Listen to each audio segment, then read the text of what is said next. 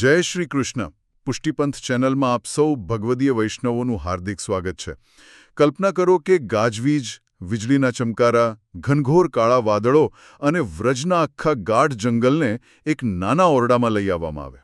હા, માત્ર એટલા માટે કે એક નાના બાળકને કાદવમાં ચાલવું ન પડે, ખરું ને? બિલકુલ સાચી વાત છે. તેના સુકોમળ ચરણોમાં કાંટા ન વાગે એ જ મુખ્ય ભાવ છે. આજની આપણી આ ચર્ચા એક એવા જ અદ્ભુત વિષય પર છે જે કોઈ 2 કે 5 દિવસ નહીં પણ પૂરા 32 દિવસ સુધી ચાલે છે. હા, અને આ ઉત્સવ એટલે આપણો અતિ સુંદર અને નયનરમ્ય હિંડોળા ઉત્સવ, જે આષાઢ વદ એકમથી શરૂ થાય છે. ચોક્કસ. અને આજે આપણો હેતુ બસ એ જ સમજવાનો છે કે આ 32 દિવસના ઉત્સવ પાછળનો શુદ્ધ પુષ્ટિમાર્ગીય ભાવ શું છે. એટલે જુઓ, શ્રીજીને રોજ અલગ અલગ હિંડોળામાં શા માટે બિરાજમાન કરવામાં આવે છે? બરાબર, કારણ કે આ માત્ર કોઈ ડેકોરેશન કે શણગાર પૂરતી સીમિત પ્રક્રિયા તો છે જ નહીં. હા, આ તો પ્રભુના સુખ માટેની એક અત્યંત વૈજ્ઞાનિક અને ભાવસભર સેવા છે. આજે આપણે આ ઉત્સવના તાત્વિક રહસ્યો, પેલા જે 4 અલગ અલગ સ્થાનોના ભાવો છે ને, એના વિશે વાત કરીશું. હા, હિંડોળાની પાછળ રહેલા અદ્ભુત મનોવિજ્ઞાનને આપણે આજે બહુ ઊંડાણથી સમજીશું. એટલે આ ઉત્સવને સમજવા માટે છે ને, સૌથી પહેલા આપણે પુષ્ટિમાર્ગીય ભાવિજ્ઞાનના મૂળભૂત સિદ્ધાંતને પકડવો પડે. એ સિદ્ધાંત શું છે? જુઓ, સામાન્ય દુન્યવી દ્રષ્ટિએ હિંડોળો એટલે શું? માત્ર એક ઝૂલો જ્યાં લોકો મનોરંજન માટે બેસતા હોય છે. હા, આપણે બગીચામાં જઈએ અને ઝૂલીએ. બરાબર. પરંતુ શ્રી મહાપ્રભુજીએ જે સેવાનો માર્ગ પ્રગટ કર્યો છે ને, તેમાં હિંડોળો એ માત્ર શ્રી ઠાકોરજીને યાંત્રિક રીતે ઝૂલાવવાની ક્રિયા બિલકુલ નથી. આની પાછળનું મુખ્ય ચાલક બળ અથવા કહો કે મુખ્ય ભાવ એ વ્રજની વર્ષાઋતુ છે. વ્રજની વર્ષાઋતુ? વાહ! હા, જ્યારે આષાઢ માસમાં વ્રજભૂમિ પર પહેલો વરસાદ પડે, પેલી માટીની ભીની સુગંધ પ્રસરે, મોરલા ટહુકા કરે. બિલકુલ, અને આહલાદક પવન ફૂંકાય, ત્યારે તે રમણીય વાતાવરણમાં વ્રજભક્તો અને સખીઓ શ્રી કૃષ્ણને કદંબની ડાળીએ હિંડોળો બાંધીને ઝૂલાવતા. અદ્ભુત. એ જ સખી ભાવ, એ જ વર્ષાઋતુનો નંદઘેર આનંદ આજે પણ પ્રભુની નિત્ય સેવામાં હિંડોળા ઉત્સવ દ્વારા આપણે જીવંત કરીએ છીએ. એટલે જો આને સમજવાનો પ્રયત્ન કરીએ ને, તો આ જાણે કોઈ અત્યંત સુંદર સેટ ઊભો કરવા જેવું છે. આપણા લૌકિક વ્યવહારમાં જુઓ, જ્યારે વાતાવરણ ખુશનુમા બને, ત્યારે આપણે આપણા પ્રિયજનોને લઈને પહાડો પર કે પ્રકૃતિની વચ્ચે ફરવા જઈએ છીએ. સાચી વાત છે, આપણે બહાર જઈએ છીએ. હા, પણ પુષ્ટિમાર્ગીય સેવાનો પાયો તો પ્રભુનો શ્રમ બચાવવાનો છે.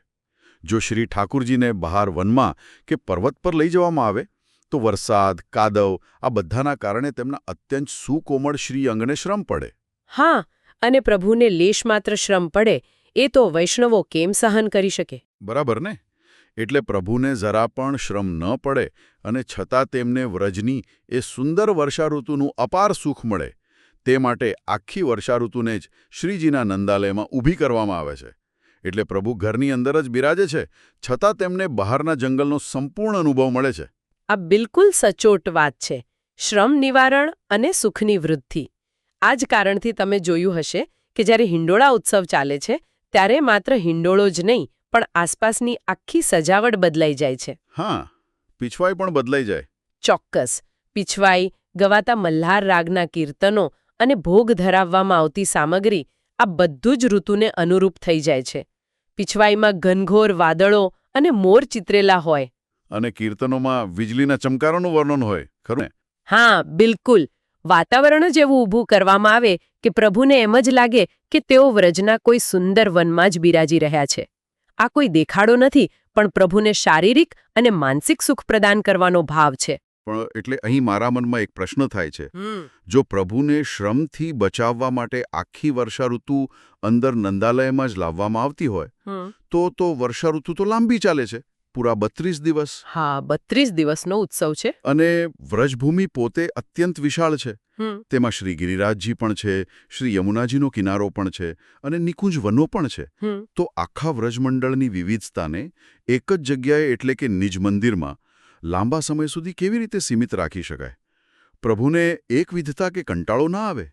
બહુ જ સુંદર પ્રશ્ન છે અને આનો ઉત્તર આ 32 દિવસના ઉત્સવના વિભાજનમાં જ રહેલો છે. આપણા પુષ્ટિમાર્ગીય આચાર્યોએ પ્રભુના મનોવિજ્ઞાનને એટલી સૂક્ષ્મતાથી સમજ્યું છે કે તેમણે આ 32 દિવસને સળંગ એક જ ભાવમાં નથી રાખ્યા. અચ્છા, એટલે આમાં પણ ભાગ પાડેલા છે. હા, આ દિવસોને 8-8 દિવસના 4 અલગ-અલગ ભાવોમાં વહેંચી દેવામાં આવ્યા છે. દર 8 દિવસે નંદાલયની અંદરનો ભાવ અને વાતાવરણ આખું બદલાઈ જાય છે. ઓહો, જેથી પ્રભુને પોતાના ઘરમાં જ બેઠા બેઠા આખા વ્રજમંડળની યાત્રાનું નિત્ય નવું સુખ મળી રહે. બિલકુલ. પ્રભુને નિત્ય નવું સુખ આપવાનો જ તો આખો ભાવ છે. આ વિભાજન પાછળનું મનોવિજ્ઞાન ખરેખર અદ્ભુત હોવું જોઈએ. તો શરૂઆત ક્યાંથી થાય છે?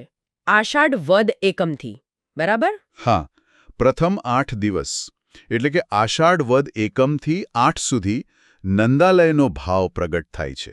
નંદાલયનો ભાવ એટલે માતા યશોદાજીનું વાત્સલ્ય ભાવ. બરાબર. 8 દિવસ શા માટે?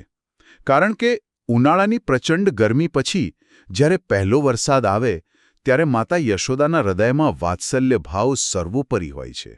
હા, માતાને ચિંતા થાય કે બહાર વીજળી કડકે છે, વરસાદ વરસે છે. સાચી વાત. માતાને થાય કે મારો લાલો બહાર જશે તો ભીંજાઈ જશે, બીમાર પડશે. એટલે આ પ્રથમ 8 દિવસ શ્રીજીને પોતાના નંદ બાબાના સુરક્ષિત ગૃહમાં જ બિરાજમાન રાખીને હિંડોળે ઝુલાવવામાં આવે છે. ઘર જેવી એકદમ સરળ અને સુરક્ષિત ભાવના. વાહ! અને પછીના 8 દિવસ? એ પછી તરત જ બીજા 8 દિવસનો તબક્કો આવે. આષાઢ વદ 9થી શ્રાવણ સુદ 1 સુધી ગિરિરાજનો ભાવ રહે છે. અચ્છા, ગિરિરાજજીનો ભાવ એટલે હવે પ્રભુ ઘરની બહાર નીકળ્યા એવો ભાવ. હા, આની પાછળનું મનોવિજ્ઞાન એ છે કે બાળક 8 દિવસ સુધી ઘરમાં સુરક્ષિત રહ્યા પછી કંટાળે છે. તેને બહાર પ્રકૃતિમાં રમવા જવાની ઈચ્છા થાય છે. હા, બાળકોને તો બહાર જવું જ ગમે. બરાબર ને? એટલે હવે નંદાલયમાં જ શ્રી ગિરિરાજજીની કંદરાઓ, ખડકો અને વનવિહારનો ભાવ ઊભો કરવામાં આવે છે. આ દિવસોમાં જે કીર્તનો ગવાય છે તેમાં પણ ગોવર્ધન પર્વત, ગુફાઓ અને વહેતા ઝરણાઓનું વર્ણન વિશેષ હોય છે. એટલે પ્રભુ જાણે ગિરિરાજજીના સાનિધ્યમાં પધાર્યા હોય તેવું વાતાવરણ સર્જાય છે. માતાની ગોદમાંથી નીકળીને પ્રભુ હવે પ્રકૃતિના ખોળામાં આવ્યા. બિલકુલ. ત્યારબાદ ત્રીજા 8 દિવસ આવે છે, શ્રાવણ સુદ 2 થી 9. આને નિકુંજનો ભાવ કહેવાય છે. નિકુંજનો ભાવ એટલે હવે વાત્સલ્યમાંથી માધુર્ય તરફની યાત્રા. એકદમ સાચું પકડ્યું. હવે ગિરિરાજજીના ખુલ્લા પહાડો પરથી પ્રભુ વ્રજના અત્યંત ગાઢ અને રહસ્યમય કુંજોમાં પ્રવેશે છે. આ સમયગાળામાં કુંજ, લતા, વિવિધ પુષ્પો અને સૌથી અગત્યનું સખીભાવ અને મધુર નિકુંજ લીરાનું પ્રાધાન્ય હોય છે. હા, વાત્સલ્ય ભાવ હવે સંપૂર્ણપણે મધુર્ય ભાવમાં પરિવર્તિત થઈ જાય છે. અહીં ભાવ એકદમ અંતરંગ બની જાય છે. હા, અને અંતે છેલ્લા 8 દિવસ એટલે કે શ્રાવણ સુદ 10 થી શ્રાવણ વદ 2 સુધી શ્રી યમુનાજીના કિનારાનો ભાવ પ્રગટ થાય છે. શ્રી યમુનાજીનો કિનારો એટલે પેલી શીતળતા. બરાબર. આ દિવસોમાં વરસાદની હેલી હોય, નદી છલકાતી હોય, આસપાસની સંપૂર્ણ હરિયાળી ખીલી ઉઠે છે. પ્રભુ જાણે યમુનાજીના રેતાળ કિનારે સખીઓ સાથે વિહાર કરી રહ્યા છે તેવું સુખ પ્રદાન કરવામાં આવે છે. ખરેખર આ ચારે તબક્કાઓ સ્પષ્ટ કરે છે કે પુષ્ટિમાર્ગમાં કેવી રીતે સમય, સ્થળ અને મનોભાવનો સમન્વય સાધવામાં આવ્યો છે. દર્શનના ભાવો, કીર્તનના શબ્દો આ બધું ચોક્કસ સ્થળો સાથે બરાબર અનુરૂપ થઈ જાય છે. હા, અને મુખ્ય વાત એ છે કે પ્રભુના શ્રીઅંગને લેશ માત્ર શ્રમ નથી પડતો અને છતાં તેઓ આખા વ્રજમંડળની વર્ષાઋતુનો આનંદ માણે છે. આ ભાવોની યાત્રા જેટલી અદ્ભુત છે ને તેટલી જ અદ્ભુત વાત એ છે કે આ 32 દિવસ દરમિયાન રોજ શ્રીજીને નવા અને અલગ અલગ પ્રકારના હિંડોળામાં બિરાજમાન કરવામાં આવે છે. હા, રોજ નવો હિંડોળો સિદ્ધ કરવામાં આવે છે. મેં જોયું છે કે ક્યારેક ગુલાબ અને મોગરાના સુગંધીદાર ફૂલોનો હિંડોળો હોય, ક્યારેક આસોપાલવ અને કેળના પાંદડાઓથી બનાવેલો લીલોતરીનો હિંડોળો હોય. બરાબર, હરિયાળી દર્શાવવા માટે. હા, પણ અહીં એક સવાલ એવો ઊભો થાય છે કે ફૂલ અને પાંદડાઓ તો સમજાય છે, તે જંગલના વાતાવરણ સાથે એકદમ બંધ બેસે છે. પરંતુ મેં એવું પણ સાંભળ્યું છે કે આ ઉત્સવમાં કાચનો હિંડોળો અને સૂકા મેવાનો હિંડોળો પણ સિદ્ધ કરવામાં આવે છે. હા, ચોક્કસ સિદ્ધ થાય છે. તો ઉભા રહો, શું કાચ અને સૂકો મેવો વ્રજના નૈસર્ગિક જંગલનો ભ્રમ તોડી નથી નાખતા? આ તો એકદમ અલગ જ કૃત્રિમ વસ્તુઓ થઈ ગઈ. જંગલમાં કાચ ક્યાંથી આવ્યો? જુઓ, આ ખૂબ જ ઊંડો અને તાર્કિક પ્રશ્ન છે અને આનો ઉત્તર અર્પણભાવ અને પ્રભુની બહુ સ્વરૂપ લીલામાં છુપાયેલો છે. બહુ સ્વરૂપ લીલા? એ કેવી રીતે? એટલે પુષ્ટિ માર્ગમાં માત્ર નૈસર્ગિક વસ્તુઓ જ નહીં, પણ ભક્ત પાસે જે કાંઈ પણ શ્રેષ્ઠ છે ને, તે બધું જ પ્રભુના સુખ માટે અર્પણ કરવાનો સિદ્ધાંત છે. જ્યારે કાચનો હિંડોળો સિદ્ધ કરવામાં આવે છે, ત્યારે તે માત્ર સજાવટ માટે નથી હોતો. તો એની પાછળ શું ભાવ છે? કાચ એ ચમક અને પ્રતિબિંબનો ભાવ દર્શાવે છે.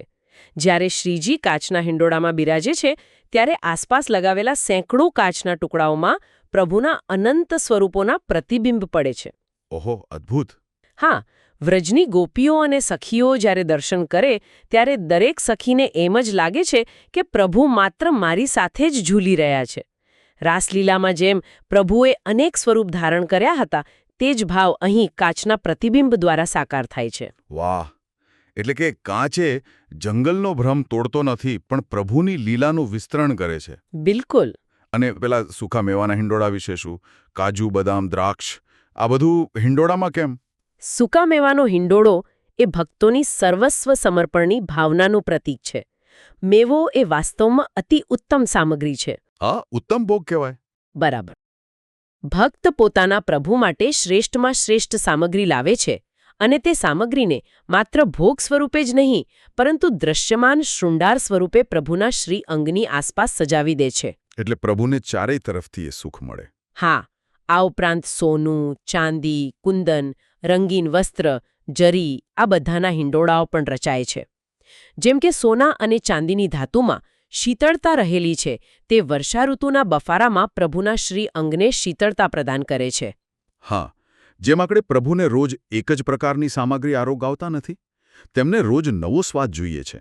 બસ તેવી જ રીતે આ વિવિધતા પ્રભુના શ્રી અંગને સ્પર્શ અને દ્રષ્ટિનું નિત્ય નવું સુખ આપવા માટે છે. એકદમ સાચી વાત. દરેક દ્રવ્યનો પ્રભુ સાથે એક અલગ સ્નેહ સંબંધ બંધાયેલો છે. આ સાંભળીને સમજાય છે કે પુષ્ટિમાર્ગમાં એક પણ વસ્તુ કારણ વગર કે માત્ર દેખાડા માટે નથી હોતી. ક્યારે નહીં. દરેક વસ્તુ પાછળ ઊંડો ભાવ હોય છે. હવે જુઓ, આ 32 દિવસના અવિરત આનંદમાં શ્રાવણ માસ દરમિયાન 2 એવી વિશિષ્ટ તિથિઓ આવે છે જ્યાં આ ભાવ તેની ચરમસીમા પર પહોંચી જાય છે. હા, જેને આપણે વિશેષ ઉત્સવ તરીકે ઉજવીએ છીએ. બરાબર. પહેલી તિથિ છે ઠકુરાણી ત્રીજ, જે શ્રાવણ સુદ ત્રીજને દિવસે આવે છે. અને બીજી તિથિ છે પવિત્ર એકાદશી, એટલે કે શ્રાવણ સુદ 11. મને આ ઠકુરાણી ત્રીજ પાછળનું મનોવિજ્ઞાન બહુ જ રસપ્રદ લાગે છે. હા, ઠકુરાણી ત્રીજ એ હિંડોળા ઉત્સવનો પ્રાણ છે, એમ કહીએ તો પણ ચાલે. એટલે અહીં અધિકાર સીધો શ્રી સ્વામિનીજીના હાથમાં આવી જાય છે, ખરું ને? બિલકુલ. આ દિવસે સંપૂર્ણ અધિકાર ઠકુરાણી એટલે કે શ્રી સ્વામિનીજીનો છે. આખો ઉત્સવ નંદાલયના વાત્સલ્યમાંથી નીકળીને હવે સંપૂર્ણપણે શ્રી સ્વામિનીજી અને શ્રી યમુનાજીના મનોરથનું રૂપ લઈ લે છે. અચ્છા. આ દિવસે શ્રી સ્વામિનીજી સ્વયં પોતાના મનોરથથી પોતાના હાથે શ્રી ઠાકોરજીને નિકુંજમાં હિંડોળે ઝુલાવે છે. આ એક અત્યંત અંતરંગ અને દિવ્ય લીલા છે. તો પછી જ્યારે આટલી ઉચ્ચ કોટીની અંતરંગ નિકુંજ લીલા ચાલી રહી હોય, જ્યાં સાક્ષાત શ્રી સ્વામિનીજી પ્રભુને ઝુલાવી રહ્યા હોય, ત્યારે દર્શન કરવા આવનાર એક સામાન્ય ભક્તની માનસિક સ્થિતિ કેવી હોવી જોઈએ? આ બહુ જ અગત્યનો પ્રશ્ન છે. કારણ કે આ લીલા તો 2 દિવ્ય શક્તિઓ વચ્ચેની છે. આપણે તો ત્યાં માત્ર સાક્ષી છીએ. તો દર્શન કરતી વખતે હૃદયનો ભાવ કેવો રાખવો? જ્યારે આવી અંતરંગ નિકુંજ લીલાના દર્શન થતા હોય ને, ત્યારે કોઈ પણ વૈષ્ણવે અત્યંત નમ્ર બનીને પોતાના અહંકારને ઓગાળીને માત્ર એક દાસ કે સખી ભાવમાં આવી જવાનું હોય છે. દાસ કે સખી ભાવ, બરાબર. તે સમયે કોઈ લૌકિક માંગણી કરવાની નથી હોતી. માત્ર એક જ કાર્ય કરવાનું છે, આ દિવ્ય લીલાના દર્શનનું મૂક પ્રેક્ષક બનીને રસપાન કરવો. જ્યારે શ્રી સ્વામિનીજી પ્રભુને ઝુલાવી રહ્યા હોય, ત્યારે શ્રીજીના મુખારવિંદ પર જે અનહદ સુખ છલકાતું હોય ને, બસ તે સુખનું જ આપણે દર્શન કરવાનું છે. હા, સેવકનો સૌથી મોટો આનંદ એ જ છે કે તેનો સ્વામી પ્રસન્ન છે. અને પવિત્ર એકાદશીના દિવસે પણ આવો જ અર્પણ ભાવ જોવા મળે છે ને. બનાવેલા સુંદર પવિત્રા ધારણ કરાવવામાં આવે છે.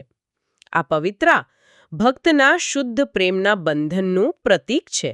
અને મેં જોયું છે કે હિંડોળામાં પણ પવિત્રાનો ઉપયોગ થાય છે. હા, હિંદોળાની પીછવાઈ કે ઝાલરમાં પણ પવિત્રાનો અદ્ભુત ઉપયોગ થાય છે, જે દર્શાવે છે કે ભક્ત પોતાના હૃદયના તાંતણે પ્રભુને બાંધીને ઝુલાવી રહ્યો છે. બહુ જ સુંદર ભાવ છે આ. પણ જુઓ, આ બધી ભવ્યતા, સોના ચાંદીના હિંડોળા, કાચની સજાવટ અને વિશાળ હવેલીઓના દર્શન કર્યા પછી સમાજમાં એક બહુ મોટો વર્ગ એવો છે જે પોતાના ઘરમાં નાનકડા નિજ મંદિરમાં ઘર સેવા કરે છે. હા, ઘણા વૈષ્ણવો ઘરે સેવા કરતા હોય છે. તો જ્યારે કોઈ વૈષ્ણવ હવેલીની આટલી ભવ્યતા જુએ ત્યારે ક્યારેક તેના મનમાં એક સંકોચ કે લઘુતા ગ્રંથિ જન્મી શકે છે. તેને એવો વિચાર આવી શકે કે પ્રભુને તો આવું ભવ્ય સુખ ગમે છે, મારા નાના ઘરમાં હું આવો ખર્ચાળ હિંડોળો કેવી રીતે સિદ્ધ કરી શકું? શું મારા નાના હિંડોળાથી પ્રભુ પ્રસન્ન થશે? આ માનસિક દ્વિધાનો ઉકેલ શું છે? આ દ્વિધા બહુ જ સ્વાભાવિક છે, પરંતુ પુષ્ટિ માર્ગનો મૂળ સિદ્ધાંત આ દ્વિધાને જડમૂળથી દૂર કરે છે. કેવી રીતે?